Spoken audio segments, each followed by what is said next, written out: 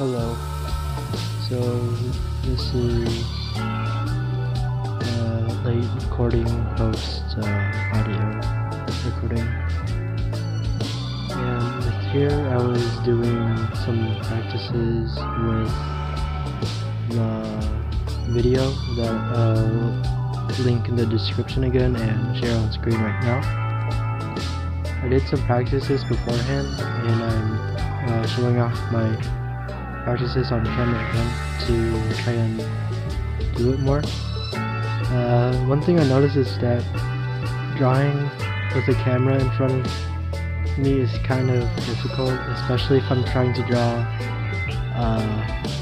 to the left or from the left. That's how I feel about it. And I was practicing some more 2D shapes, and you could see that I was trying out a different box when it came to the cubes. With the cubes, I always started with a normal square and then added in diagonal lines to try and make it more 3D. This time I'm using the videos example that I watched again to try and study more on how that type of box is studied and to see more about it, because it's a lot more different than what I did, because it's more like an edge instead of a 2D square where you add in two lines on it. It's like a bit of a tilted square, and then you added more lines to make it more 3D. And you can see I'm kind of having trouble with the box here. And even though my lines are a bit curved, especially you can see it here and how inconsistent the boxes are, I do think that they are kind of decent practices. And even though the end results of what I'm using, or at least the end thing that I draw for fun, doesn't use 3D shapes that much, I do really like how it came out. It's probably one of my favorite drawings I've done in a long while, and I'm happy how I was able to actually draw something that wasn't just sitting. But you'll see it around the end when I do the thing for fun. I don't have a reference photo for it, but I will do a reference.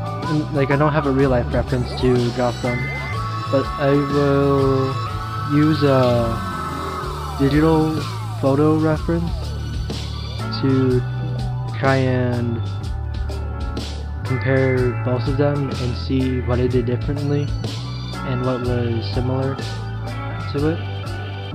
Because I kind of used the loose reference where I kept the art piece of the cat that I showed in one of the videos, and then I used what shapes I learned from it onto the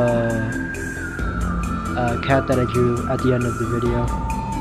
The guidelines and process is kind of a mess, but I am happy that I did record it and that I can take notes on it, and that I can pretty much practice more with it, and that I'm having a lot of fun getting back into art. As much as it's a bit weird still recording it all on camera, but I am happy that I'm not as rusty as I started off with. So I'm kind of getting back into the flow, and I'm still going to be practicing a lot of the basics. And at this part, I'm going to split the tube or cylinder in half to try and learn more about the differences. I don't see it so far, but I'll keep looking back at it time and time again, and then I think I will eventually get it.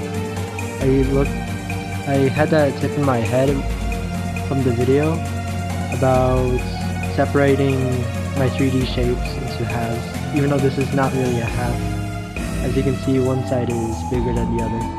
And with the Lego brick tutorial, not tutorial, the Lego brick practice, you can see how it's a little bit more on the messy side with how inconsistent the tubes and the squares are, but I did kind of like it. Anyway, I will continue doing this with the squares, and I'll be leaving the rest of the video to you. I don't think I have anything else I really have to say aside from what I already told. So I hope you enjoyed the rest of the video.